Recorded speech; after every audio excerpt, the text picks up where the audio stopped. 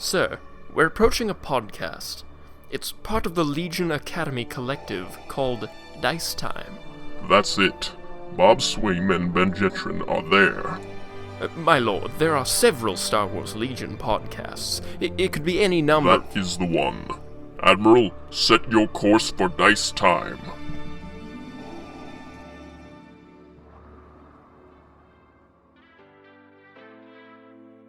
Hello, everybody. Welcome to Dice Time. I'm Ben Jetron. And I'm Bob Swaim. Just kidding. That was me. Welcome back to Dice Time. It's just me here today. We had a really risky job that Bob and I went on last. We went to pick up some wampa pelts from Hoth, and as we went in to go talk to the guy, Bob didn't read one of the doors and just went straight in, and he went into the wampa holding pen without reading the sign, and he blasted it and knocked him down and tore up his leg a bit, and he killed it. So we had to pay for the wampa and 14 holes burned in it and a bunch of Bacta for Bob. So Bob's in the healing in the medical bay right now. So got to do the show without him right now. So it'll just be me.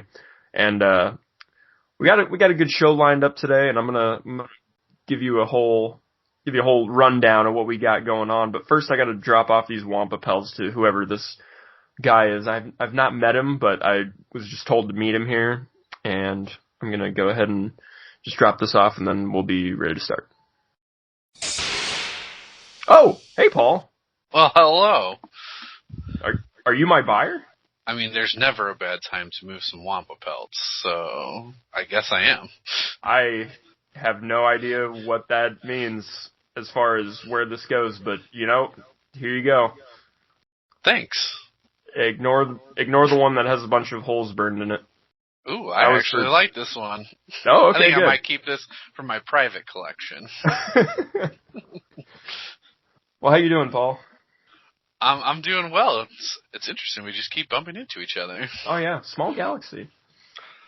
Well, we've brought Paul Watson back on the show for another fill-in for Bob, and we've got a great topic that both of us are going to be very excited to talk to you about. Paul, I want to briefly, before we get into our main topic, I briefly want to touch on, we both went to Atomic Mass Games in Muncie, Indiana for our last, in February for our last event. We played Skirmish yet again. Popular game mode. We like to cycle through all the people that are coming now from all over. We're getting a bigger crowd, so we had a nice little, Speed Legion mix, meet and greet event. Yeah, I had a ton of fun. I do like the 500 point, the way we've been running the events. It gets you through more people, and like you said, we keep getting a pretty decent crowd from people coming all over, so it gives us an opportunity to play some more people in a day than it would if we were just playing a couple rounds of 800.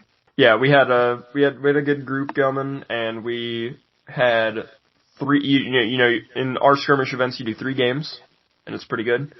I ran Han, Chewie, Wookiees, Fleet Troopers, and then a couple of Rebel Troopers, and it was fun. We had some good stuff going. One thing I have to point out, we had 3 Hans at this event. Han is not dead. Han is not dead. Yeah, I think we've talked about this a little bit. I think he's a little better in skirmish because the range 2, like for fleets, for Han, for those kinds of characters, isn't quite as punishing on a 3x3. Right. Yeah, and that Pierce 2 is really good, especially if you can get some open shots. Can be really devastating for sure. Oh yeah. So it was a blast. I met a bunch of people that haven't been coming to the store before, and we just. A lot of my games were just fast, loose, Wookiee action, Han Solo gunslinging. It was a great time.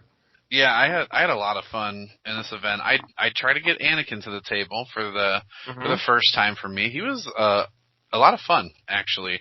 I enjoyed the little nuance that character has. He can definitely play a few different roles depending on what you need in your list. So I brought Anakin. I had 2 Phase 1 clone troopers.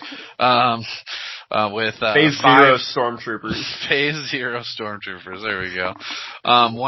One had 5s in it, and one had a rocket launcher, and then I had 2 bark speeders, which I think people who've heard my name before know that I love my supports. So I had one with a rocket launcher and one with the twin laser gun on it, and I had a lot of fun. The 2 games that I really all my games are fun, but one thing I found very funny in my second round is, well, we've heard my list, so I got to play against an Imperial player who is playing almost an identical list to mine on the Empire side.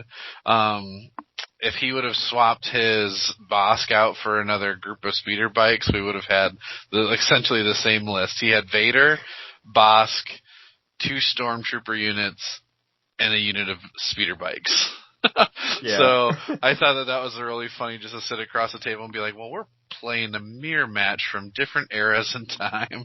Yeah. So that was a fun game. It was very, very close. Very, very close game. Came down to the very last action on the very last turn. It was good fun. So good. The game that I really want to mention, though, is my round 3 opponent. His name is Adrian, and he is actually from my local area up in Fort Wayne, but I've never played him before. I've never played him or his dad up until that point. And take notes, everyone. You will learn to fear this player. Adrian, I apologize for those who know Adrian, because I don't know his exact age. I want to say he's 10. I don't know, so I apologize if I'm way off. But he is a younger gentleman, and I will tell you, he is one of the best sportsmen I have ever seen in this game. And I will tell you, our game was not pretty.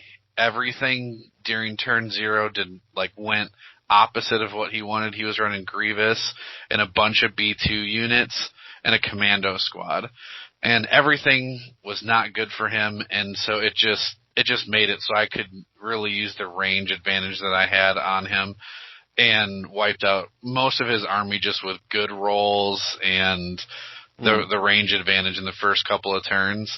Never got upset. Never had any issues with the game. He at one point he was just like, man, I just don't know what to do against it right now. And never, well, he was high rolling up till that game. Oh yeah, we were playing top table. We were playing that was top table. Oh yeah, I mean, that's why I said you guys need to fear Adrian, because he was laying down some hurt. I heard he blew up an AAT round 1, and I was like, oh god, I don't even want to fight this kid. Oh yeah, he's gonna tear me apart. He is very good, and he just keeps getting better. I want to say 3 events ago was his first time he showed up down there in Muncie, and he got, I don't know, he went 0-3, I think is what he told me, and was towards the bottom of the pack, and here he is, 3 events later, so 3 months later, top table. And here he is playing for top table, and he had to go through some good players to get there too. Yes, he did. So, yeah, he is a very good player, and he's only getting better, and with the people that he's playing against, he's learning a lot quickly. He is going to be dangerous for years to come, that is for sure. I played his dad round 1. He's the Wookiee guy. Yes, he is. Yeah. So he brought Chewie, he brought Han, Chewie. I kind of almost had a mirror match with this guy. He brought Han, Chewie, a couple naked rebels, and then 2 fully we were a mirror match, except if I swapped out my fleet troopers for another unit of Wookiees, that we would have had identical lists there.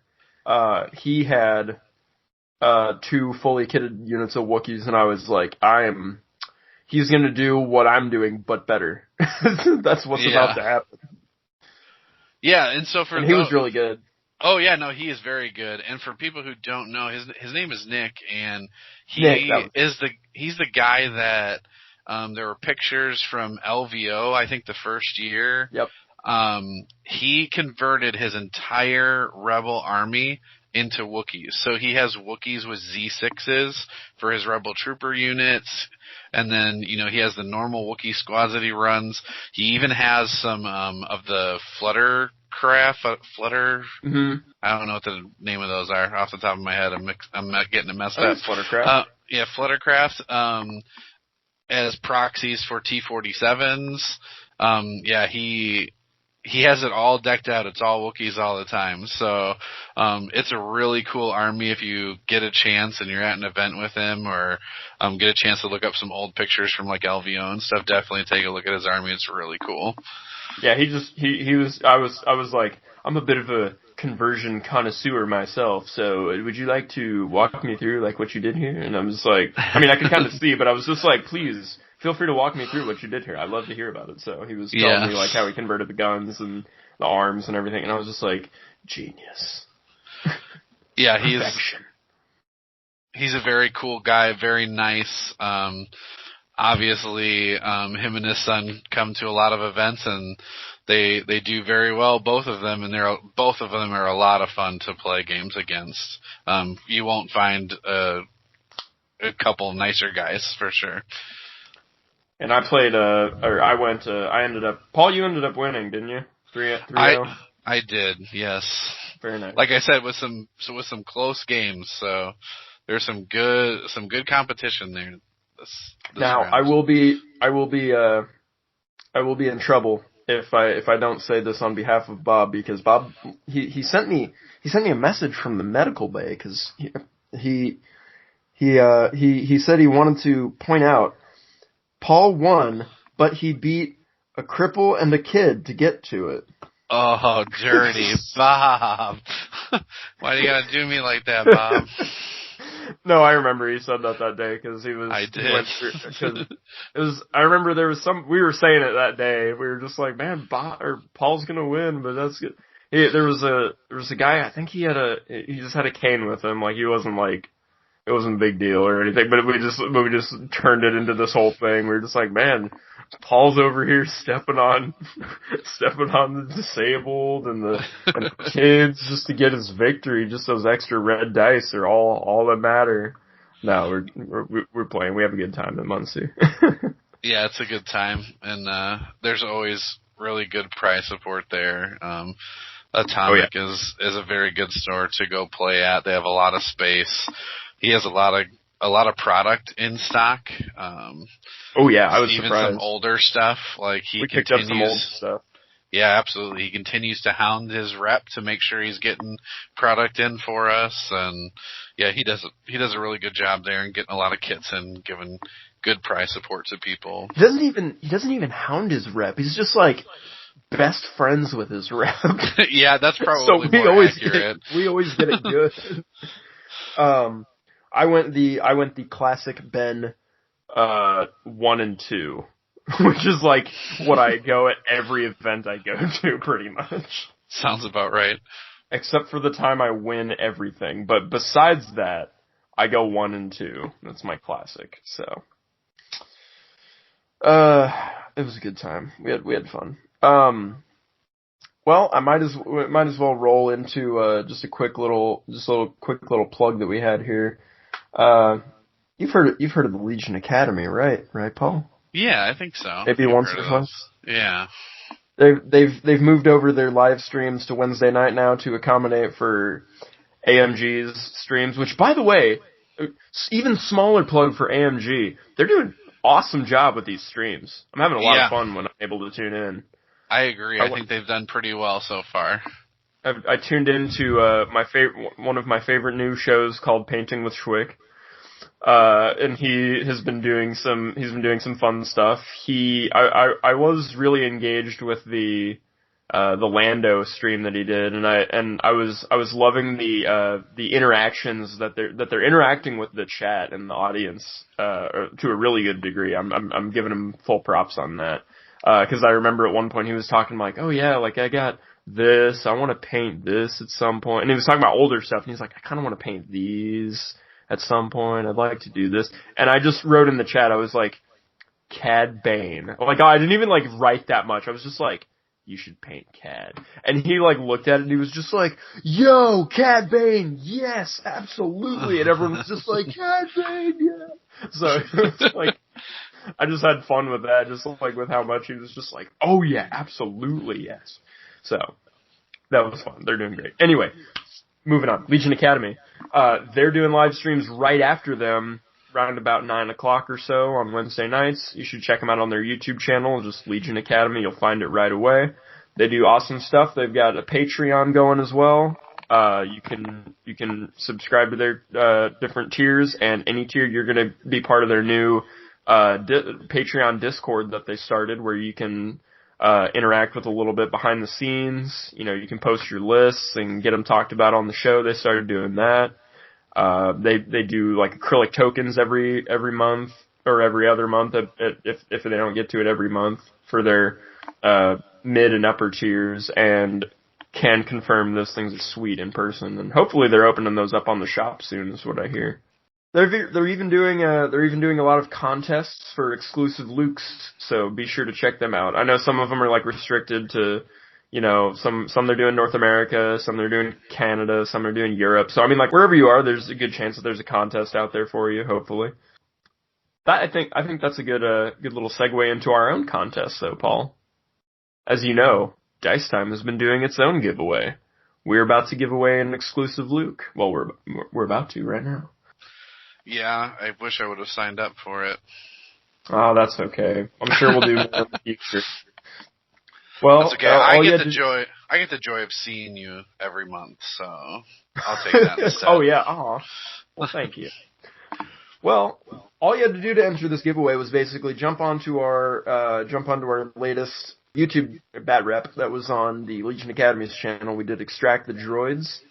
I played Sabine, and I did a sick explosions play that bombed a whole bunch of troopers. It was awesome, and I classically I had to turn away, and Josh was like, "Dude, what are you doing? Why aren't you facing the game?" And I was like, "Oh, well, I can't look. Cool guys can't look at explosions." And it was great. It was a great little moment. All you had to do was jump in the comments and just write, "Cool guys don't look at explosions," and you were in. Oh, Sean Morris from Legion Academy graciously extended our North America exclusive company out into, it was just US, but now it's also Canada. And he made a Legion Academy YouTube or Facebook post that said if you wrote "Cool guys look at explosions" on that post as well, you were also entered. So I got every single one of you. I tried to make sure I hit like on every comment so that you guys knew that you were entered. Here's what we're gonna do. We're gonna pull this name right now. Paul, hold this box while I pull this name out. All right. Is this paper? Oh, you don't know? This is ancient papier. The ancient Jedi used to write on this before they had data pads. Anyway, I used this ancient relic paper to just scribble notes and names on so we could do this. So, all right, here we go. Whoop. And the winner of our first Dice Time Ever contest and winner of exclusive Luke, Matthew Mahaney. I hope I didn't say that wrong. Matthew, congratulations. You're Dice Time's first ever contest winner. Matthew. Winner. Bunch of explosions and sound effects that you can't look at. Congratulations, Matthew. Go ahead and drop me a line on YouTube or Facebook preferably, but just hit me up or I'll get your message and we'll coordinate it out and we'll ship Luke to you. If Matthew, you're not able to hear this or you don't, I'm gonna give you the whole month of March. Yeah, I'm gonna give you the whole month of March to catch up to me right now, and drop me or Bob a line, and we will get in touch and we'll shoot Luke to you. But if you don't, I'm just gonna presume that like something happened, and if I don't hear from you in all of March, we're gonna do this drawing again in April. But I bet you're a loyal fan, a loyal listener, and you're ready to get your Luke. So congratulations, Matthew. Good job. Definitely, I think you gotta show a picture once you get it all assembled and painted up and ready to go on the table. Please, because we might be sending you a little bribe as well, a little little dice time gift as well with your package, just in case you if you could get it all nice little photo posted when you get it to the Facebook, and just remember to thank Dice Time for shipping it out to you. And yeah, we'd love that. All right.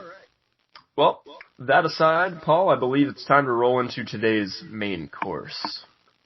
We've brought you on specifically because Bob was gone, but also because this topic applies to you greatly, I feel. You and I run a specific kind of, we like to identify as the classy Legion players that we're too good for the meta. I wouldn't say that, but I think it's been referred to as hipster, right? It is, but if we want to identify it as something else, because hipsters don't like to be called hipsters, because that's too mainstream of a term, I would like to jump a step further and say that we like to identify as unpredictable. I like that. So I'd like to think that we are unpredictable players, which means we like to surprise you with not like a gotcha moment, like with like rules or anything, but like we like to surprise you with the unexpected, a certain choice or a play or a list or a unit or just anything that just to wobble you off your comfortable platform. Yeah, oh, absolutely, for sure. So if you're somebody who would like to, or who already does this kind of thing, or maybe you're looking to beat that guy, who's like Paul, you can already beat me, so don't worry about that. But maybe you're looking to beat that unpredictable guy in your local group. Let's walk you through the mindset that one goes into when you're doing this. So Paul, I'd like to say there are several different ways that you could be considered unpredictable. We can start out in what I think might be the smallest iteration here, which might be that you just bring a unit, maybe that nobody really is bringing right now. The biggest being you could bring an entire list of things that people aren't seeing right now on the table. You can play a combination of like that list with maybe an objective that people aren't doing, and there's specific timing of actions that you do with them that aren't normal. I will say, as a caveat, I do want to point out, you can't just do any old thing that's wild and expect that to work. There's a difference between doing something unexpected and just doing something random and suboptimal. You have to really understand what you're doing and why you're doing it. You gotta rationalize, like, why you're doing something different. You can't just say, I bet my opponent wouldn't expect me to run in the open and then fish for crits, because that's not what your opponent isn't going to expect that, but it's also not like the big brain play just because they didn't plan for it. Yeah, definitely. I think there's definitely a line there to not cross and get reckless. But reckless versus planned. Right. It's almost that, like, controlled chaos theory. Yeah, there you go. We'll get Jeff Goldblum in on here to explain it. There you go. That only would cost a pretty penny, but Oh man, we'll just tell him. We'll find a way. Yeah, no, I think you and I both like to do that in list building, and I think there's different reasons behind it too. Mm-hmm. Sometimes you go into it because really you just want to have a good time. And so you're going to bring something a little new, something that people don't see very often. And then there's other times, like we're talking about being unpredictable and the effect that it has on your opponent. Right. To sit down across a table from someone and look at a unit, you brought a unit that they haven't seen on the table in months, or ever. Or ever, yeah, because people are saying that it's not good, it's not worth the points or whatever. But all of a sudden they're like, well, what do I do against that unit? Do I leave it alone? Do I need to plan around it? And so right away they're already thinking about something else other than the typical things you would think about at the beginning of a game. So. And there are ways that you can play with it. Like, are you bringing it for a combo or like a gimmick or something that you've practiced or that you know? is it something your opponent knows that you're gonna show them? That do they already know about it, or do they not know about it? But there's merit to playing things that your opponent hasn't seen before or seen a lot, because like we were saying earlier, and I think Sean likes to put it this way, they start on their back foot. Like, because you now have more information on what's happening or what can happen than they do. Yeah, absolutely. I think that was kind of the discussion. It's been like a couple of years ago now. When I, a couple of years ago. Yeah, everything's so weird with the pandemic. But I know. Yeah. A couple of years ago, I brought a Rebel list to Muncie to their I think it was Prime Championship at that point. Yep. And it had 3 Rebel ATRTs in it. And that was not something that you were typically seeing on the table. And to go along with that, I had a bunch of, I want to say 3 astromechs as well on the table with those RTs. And so right away, my opponents, like you said, were on their back foot thinking, okay, do I kill the RTs because they are going to do a lot of damage, or do I just ignore them and kill the troopers because there's astromechs there to heal them? And so, yeah, it was very interesting to see, my opponents deal with that, on a game-to-game basis, and try to decide whether they're going to try to cut through something with armor, because at that time, there were not a lot of people bringing anti-armor anything at that point. And so, obviously, that list would probably not hold up super well anymore. Because there's there's a lot of anti-armor meta, like, a tank would shred those RTs. Critical is the key word now. Yeah, so there's a lot of different things going on there, but back then it was definitely something that was interesting. And then the conversation came to be, well, are they good right now? Because back then, the meta was having these gun lines. It was just a bunch of troopers, and so that was back in the triple sniper meta. Yeah, absolutely. And so that was one thing. And that was it.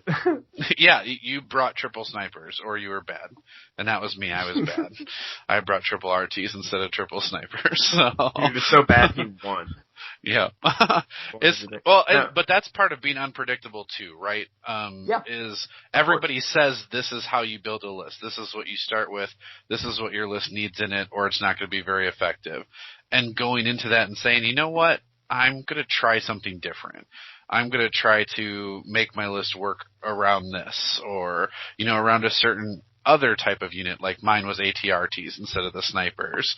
Some people do that with certain heroes. Like, I'm going to make the focal point this hero that is typically not always used, maybe, and really make them sing because of what I'm putting around them. But then it makes your opponent really think, oh man, how do I adjust to this kind of strategy or game plan that my opponent's bringing here? And I think, speaking to heroes specifically, I think that's what I kind of bring when I set up across somebody and I have ladies' night. It's not a huge, like, whoa, what is, but like, I hear it almost all the time. It's just like, Leia, Jin, and Sabine. Like, they're just analyzing it already. They're just like, I've never seen them all 3 on the table before. And it's like, oh, what if, so it's not, I don't have like the crazy gimmick combo. I mean, I've got some good combos I like to do in it, but it's not like some crazy underground tech that I'm like shocking my opponent with. But they already are kind of like, I've not seen those 3 in one list before, so I don't know where I should prioritize. But like, it kind of becomes more apparent as you play on. But I would almost think more that a better example of a list that I play that would be speaking more to a bigger, like, okay, I don't know where to start with this one, is my favorite skirmish list, the Tantive 4 team, with the Leia, R2, 3PO, and then 4 units of fully kitted fleet troopers. Like that's a list that I've sat across from, and the first thought is that is a lot of firepower if it gets close enough. That's a lot of shots. Yeah, that can get up to me in one move on the skirmish table. Yeah, so you definitely have to be careful. Like for me, when I played against you, I was usually that day deploying up close and personal too, because I had a list that also wanted to get in there and do some work, and because I had Luke in my list that day. Yeah. And against you, I did not. I kind of stayed back and was like, I don't want to get too close to these fleets. So right there, you threw me off of what I wanted to do in my games, which was to get Luke in there early and make him do a bunch of work. And instead, you made me be a little more cautious with my list. So just right there with the list itself. And then I think there's different ways of doing it, like you talked about. That could also be something you do during the game that's being unpredictable. And, maybe it's a very obvious time to play a certain card and you go another route because your opponent's planning for that. Right.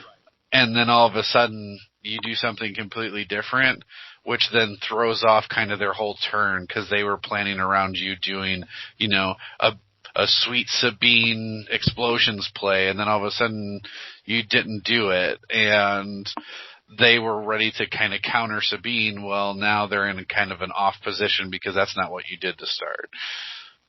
Right.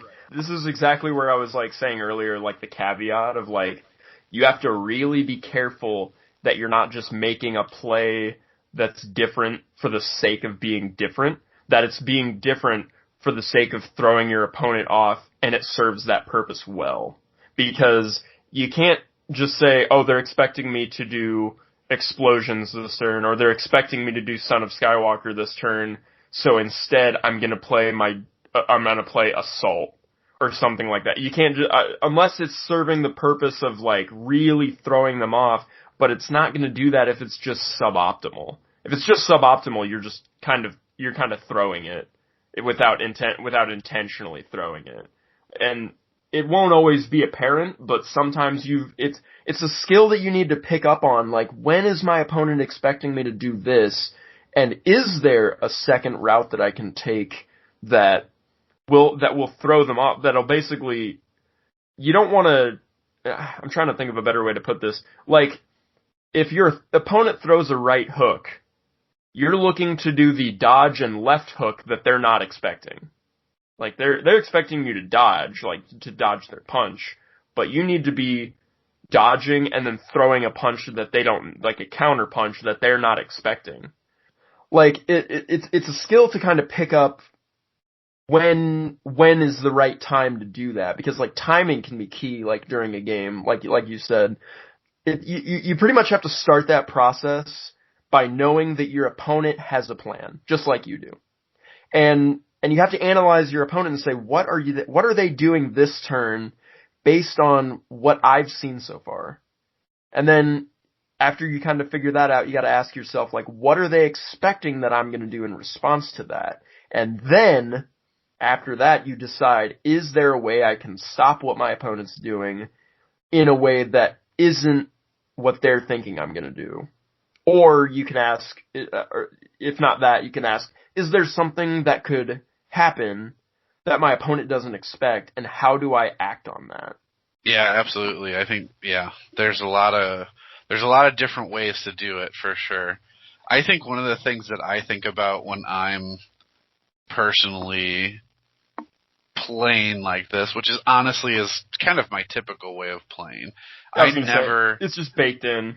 Yeah, just all different games that I've played. I used to play the Star Wars Destiny FFG game, the cards and dice, and I was the same way there too. Don't give me the decks that everybody else is playing. Give me a deck that's decent against those, because it does some things a little differently. Because when you have a meta, as people, call it, and it goes around in different areas or whatever, people are prepared for all of those normal lists that everybody's talking about is really good. And people who are going to major tournaments, guess what they're practicing against? They're practicing Exactly. against those lists or those decks or whatever it is for whatever game you're in. And so I always try to look for something that's outside of that, but yet still in the realm of being competitive. It's not going to be, like you said, where you're just going to sit across the table from your opponent. Your opponent's going to laugh at you and be like, well, this is going to be an easy game. I want them to have to really consider what's going on here on the other side of the table. And really, to me, even if I lose a game, but my opponent's walking away being like, wow, that unit or that tactic that you used, I've never seen that before, or man, it worked. Like it really did a number on my army or whatever. Like that's what I want. Is I want someone to come away thinking, wow, that was really interesting, or that was a really cool way of doing that. And I want to think about how to change up what I'm doing to get those kinds of interesting moves in there.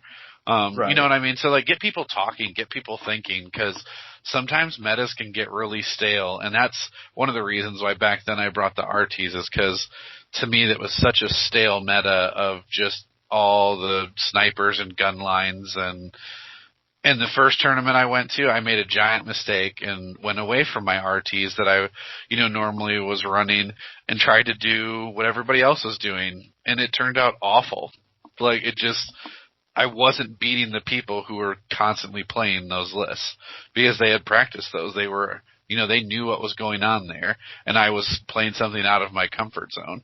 So even if it's something that people are saying is not the greatest, if you're good with it, you can make it work for sure. I know, early on the Bark Speeders were not considered a very good unit, and they were a little expensive for what they were. But I got really used to flying them with their compulsory move, and I was able to do a lot of interesting things because of that compulsory move that won me games. And so find something that you like. Fleet Troopers, stick one in a list. Ryan Slowoski is from the Stabcast, is another guy that I've played a couple times, or been at at least a few events with him. And it seems like almost always when we're talking about list building, or he's at an event and I'm playing him or whatever it might be, he always has that unit of Fleet Troopers in there. It's that one unit that he really likes to run, and he always finds a way to make them useful, even if it's just something to keep your opponent's mind focused on. That's not the rest of your army. Because you can't ignore it. You can't ignore a unit of Fleet Troopers with a scatter gun. It can be devastating if they walk out and shoot you. Oh yeah. So that's the kind of stuff that I look forward, to when I'm building my list, is really coming up with some interesting things to make people say, huh, I didn't think about that. Or all of a sudden they're in a position on the field where they're like, I can't ignore this thing, and now I have to divert some attention to it, otherwise it could be really bad. Yeah, exactly. To briefly go back to you were talking about the stale meta, and you brought the ATRTs, and you were like, and then you did one tournament where like you went away from that and tried to run what everyone else was running. I did that exact thing at the tournament at the Prime that you brought the triple ATRTs to. And, you and I played game 3. And I remember that day, vividly at first, and then a little fuzzy because I got dehydrated. I'm sure you remember that. Yeah. We had a fun time.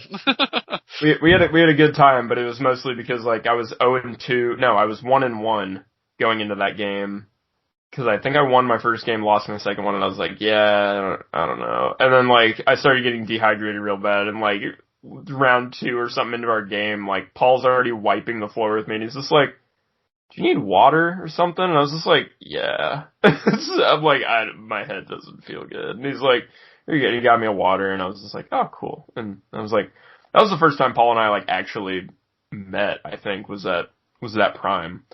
I was doing what I don't normally do, and I went out and I just basically, I think the term is net listing, where you basically just pull like something off the internet, and you're just like, yeah, this sounds good in theory, I bet I can do that, and then you run it. And And, like, you can do that, but you need to practice. I maybe ran a game with that before that night, or before that day, and like, the night before, 2 nights or something, and I went, yeah, like, I played a little bit of Luke. I ran Flyboys in that tournament, which was Han and Luke. But that's not a list you've heard in a long time. No. Yeah. And that was a competitive list that was going around at that point. And so I was like, I played a lot of Han. I'm like, I bet I could do Han Luke. I've played Luke before. I bought the core set. I've been playing since the game came out. So I was just like, sure. I ran, and I put it together, and I ran against, boy, I remember that, I think that first game was the one that was, like, the craziest one for me, because aside from ours, but, like, it was, like, fleets and Wookiees in there, and, like, Luke is going ham on all of them, and Luke held his own with some great dice rolls and just chopped everything to bits. I was like, man, that's never going to happen again. But it came down to, like, the final turn, and I ended up pulling that game just barely. And I was like, yeah, I can do this. Yeah, this list is good. Look at that. And then I proceeded to lose my next 2 games because I didn't know what I was doing, and I hadn't played those units that much. So, lesson learned. But it does go to show, it wasn't the total point of our topic, but it does go to show, play what you want and play what you know, and don't play just whatever's running in the meta right now. But, well, I mean, you can, but just practice. Practice whatever you're going to play. Because you absolutely can take something that's unexpected and not in the top tier meta, and you can make it work if you practice with it enough and you know the ins and outs of it, what it can do, what it can't do, what it should do, and what it shouldn't do. Once you get all that, you can really go far with it. You can go all the way with it as well, because you're going to have moments where you know what that unit can do, and your opponent maybe hasn't seen it as much, or maybe doesn't play against it as much because it's not in the top list right now. They didn't practice against it when they practiced 100 games before this event, or even this local, like, whatever it is. And then you're going to have more information in that, and you're going to have the advantage in those little scenarios where that happens.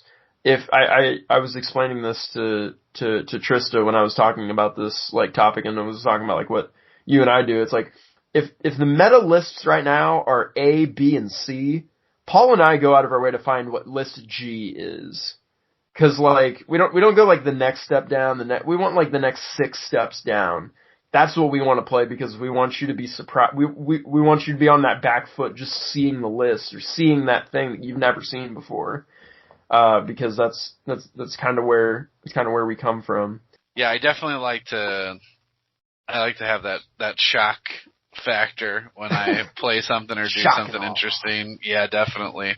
One thing that I've been toying with on my end that is, for me, that new, so this is a super hot take for all of your listeners. So, okay, get ready. Keep it on the down low, guys. Don't tell anyone. Yeah, don't tell anybody else.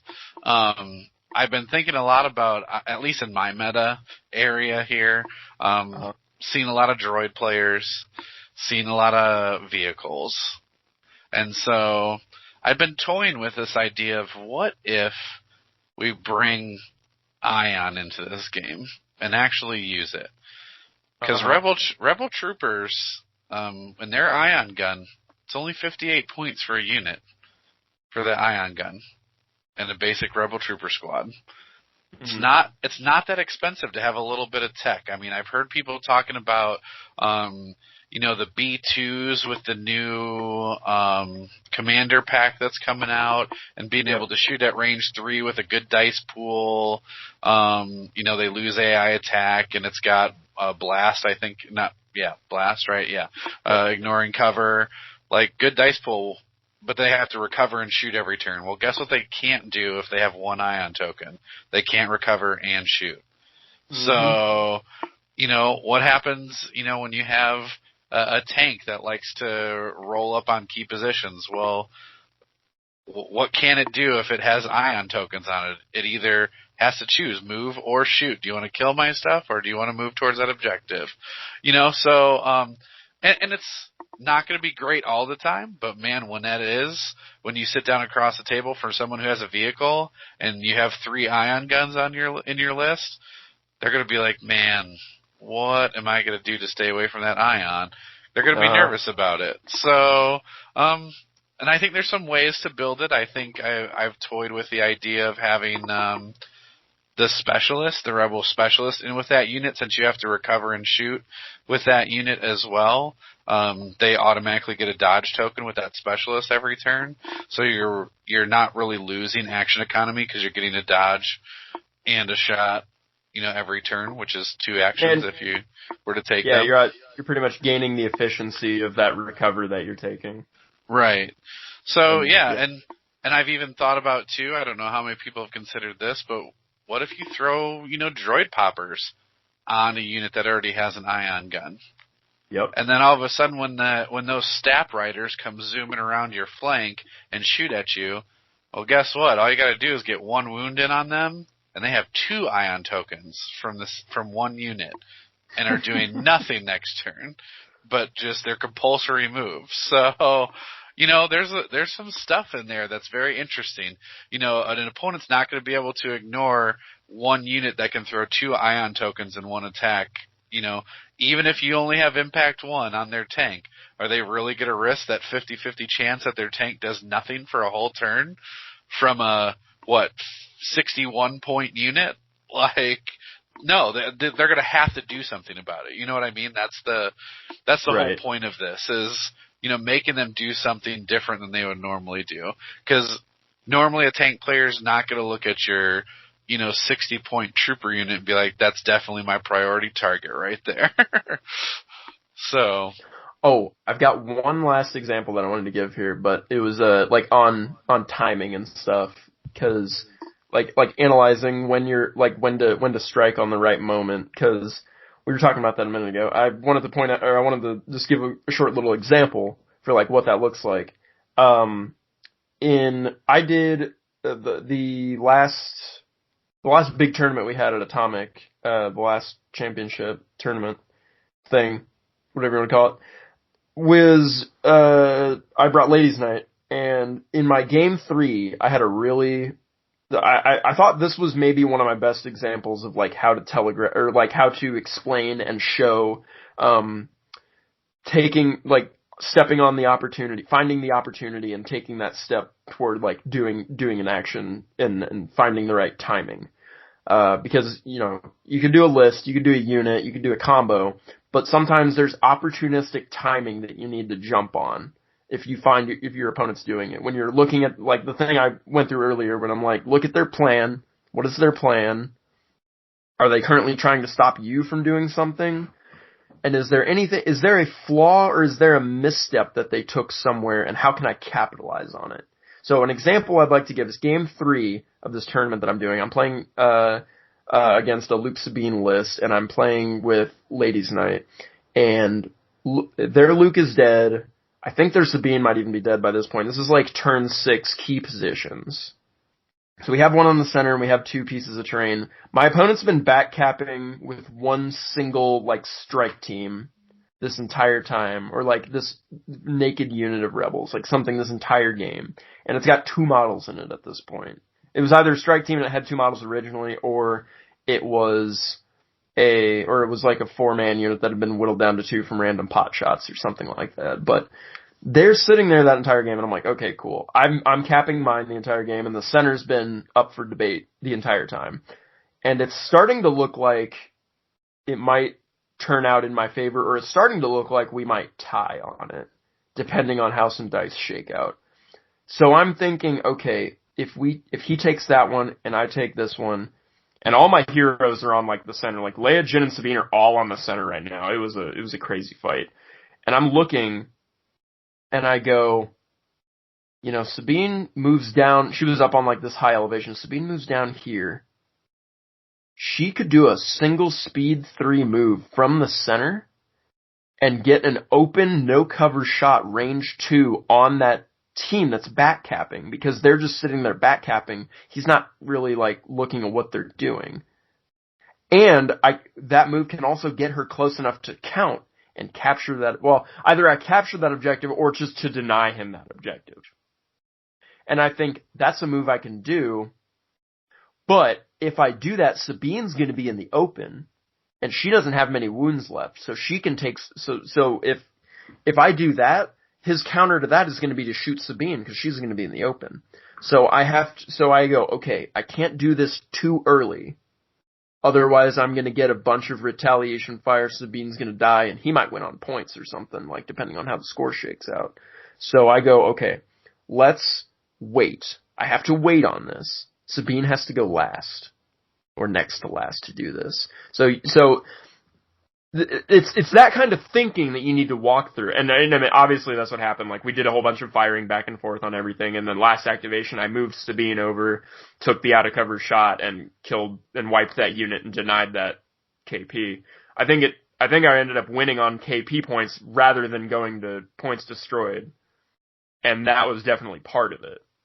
So it's like, that's the kind of thought process that you need to be going through when those moments happen. You need to look and see what's going on the board, where's the objective being played, where's the winning, where's the, like, victory points going to come through. And then, I mean, that's like one layer to look at, but the other layer is like, what is my opponent planning? What are they currently trying to do? And have they left a hole in their plan that I can capitalize on? So, like, that's something, that's my example of, like, what that can look like in a real world example. Yeah, there's definitely some interesting things. That's a good point. I think Sabine is one of those that is interesting because I have a short story about how I did that. I mean, essentially the very short story is that my Sabine got worked pretty early in the game and was down to 1 wound, and I was playing against Boba Fett, and that was the bounty target. So instead of allowing that to happen, I actually used Sabine's explosions and killed herself with the explosions to deny that bounty, getting over there. Because she was going to die anyway, but, denying my opponent that victory point was actually, worth it, because at the end it came down to a very tight game, and if he would have gotten an extra point, he would have won.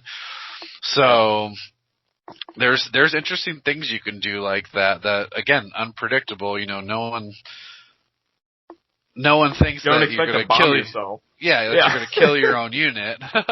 Especially when, she could have done something else. I mean, she probably could have done another, maybe turn after that of doing something else. But at that time, I wasn't going to risk that bounty. You know what I mean? So that, for my opponent, that was probably one of those unpredictable moments that was not thinking that I was going to sacrifice my Sabine, when I did, to the bombs just to deny that bounty. I was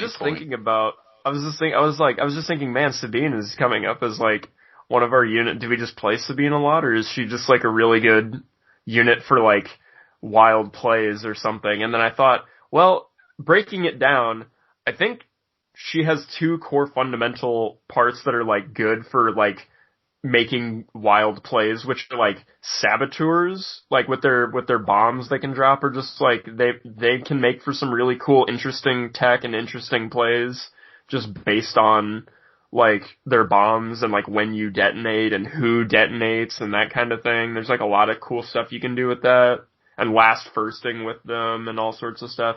And then really fast units. Like, fast units are also really good for coming up with a wild play for doing something. Like, I remember when the land speeder first came out, I was running it, and I put it on, like, the left side of the board on, like, a battle lines board, and my opponent set up a lot of stuff on the left side to deal with it, like all their anti-armor and all their stuff on the left side. And then turn 1, my first thing is I start bolting it for the right side of the board where they didn't put any of the stuff that they were prepared to face the land speeder with. Like, he thought I was going to come down the left side, down an open lane, and just, like, I don't know, get shot to ribbons. But instead, I was just like, okay, I was going to go this way, but opportunity says that I should go that way because I have a better chance of living, and there's some targets that he's not expecting the land speeder to shoot at. So I just hard banked to the right and moved that way. Force users, I think, might be one of the biggest contributors to wild plays because of things like force push and force choke and their command cards that allow them to do crazy things. Yeah, and jump. Like a lot of them have and jump. jump. Yes, units that can jump or scale. Yeah, I think a lot of units that have mobility can come up, like you said. Sabine's a really good one. I've done some interesting stuff with Boba before. That speed 3 movement, with jump is really good. I've also done it with lots of compulsory vehicles is really interesting. One game that I played when Barks first came out, when the core units first came out, and I played in a tournament that I was running triple Barks. One of my opponents had a box grab on a naked trooper unit all the way across the map, and about halfway through the game, we were kind of stuck in this battle over, the middle of the battlefield, and he really thought that I was going to take this bark and continue to rain fire down on the middle of this battlefield. And instead, I took a triple move all the way across the battlefield and ended up on the next turn wiping his unit that had the box, and then no one was over there to grab it. He didn't have anybody, and I didn't have anybody, so it just denied a point, off there. And then the bark, with its maneuverability, was able to get back into the fight the turn after. And so, yeah, I think a lot of those ones that have the maneuverability or the potential speed of repulsors, that kind of stuff can definitely lend themselves a little bit easier to those unpredictable plays, or just giving you options to do them if you so wish. Yeah, and one of the things I do with Sabine is I try to make explosions a big surprise, but it's not, I don't feel like I do that great a job, but basically what I do is I give Sabine an order turn 1, and then I hold her for absolute last. And I mean, this kind of sounds like the default way to play explosions, but I always try to make explosions my turn 2. I don't want to wait until turn 3 or turn 4. I want to bomb everybody as fast, do the best optimal bomb I can round 2, and then start playing defense. And so it's I wait turn 1, she sits with an order, very last play. Sometimes people are like, oh yeah, you still have Sabine, because I haven't gone with my hero yet, and my fast lightsaber wielding hero yet.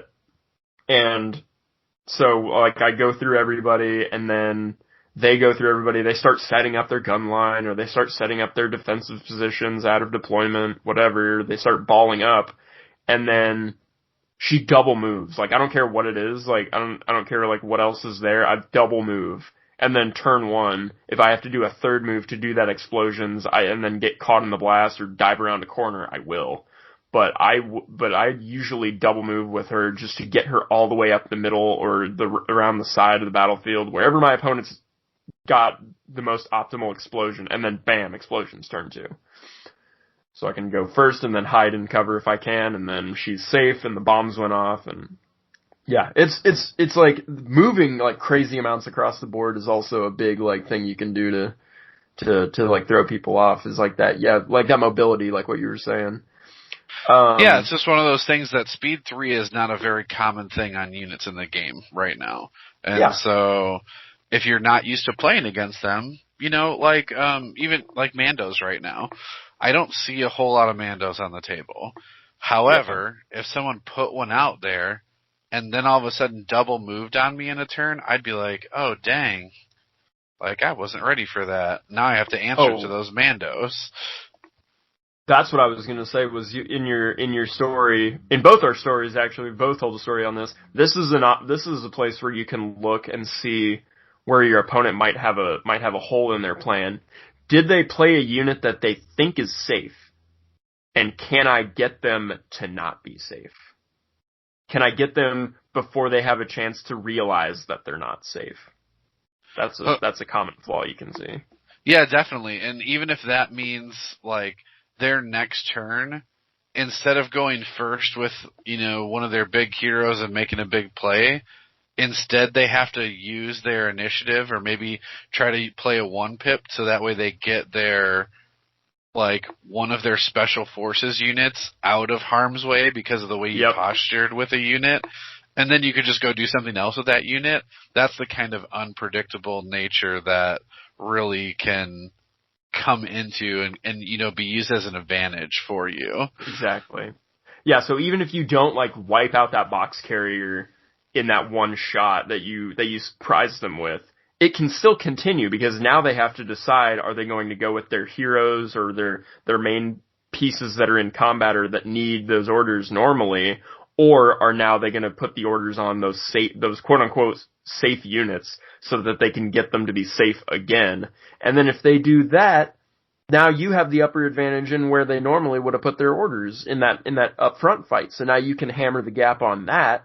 And if they don't, then they're going to lose that safe unit. You've kind of created a small lose-lose scenario there. And that's just because you did one unexpected play of making that safe unit unsafe.